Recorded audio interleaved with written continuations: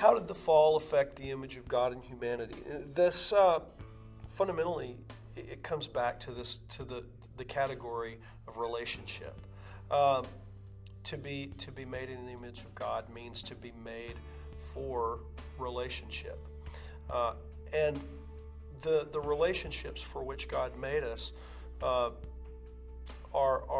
there's our primary relationship with God, our Creator, but then there's also our relationship with other human beings, with our neighbor, and our relationship with the created world as its governors and caretakers. And those are fairly standard. I would add also there's sort of the relationship with self. How do we self-perceive the whole thing about the problem of identity?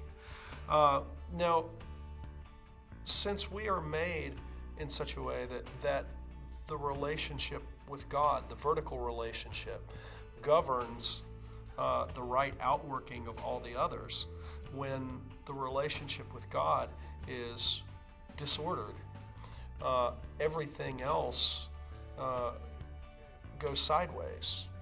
And we see this in Genesis right away.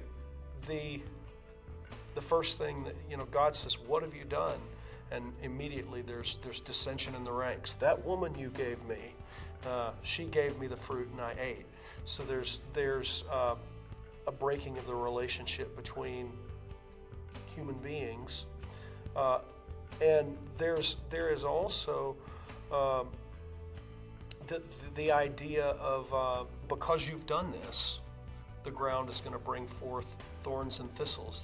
There's a breaking of the relationship with the created world.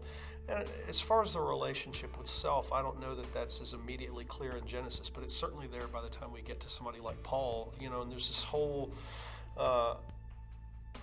what I want to do, I don't do, and what I don't want to do, that's what I wind up doing. There is his language of the old man and the new man, and the sort of uncomfortable flux between the two that we live in.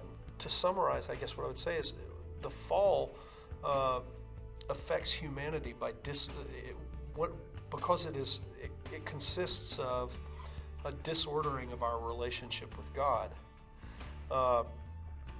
It's not that we're unrelated to God anymore, because in Him we live and move and have our being. But when our relationship with Him becomes disordered, all of our other relationships become disordered as well.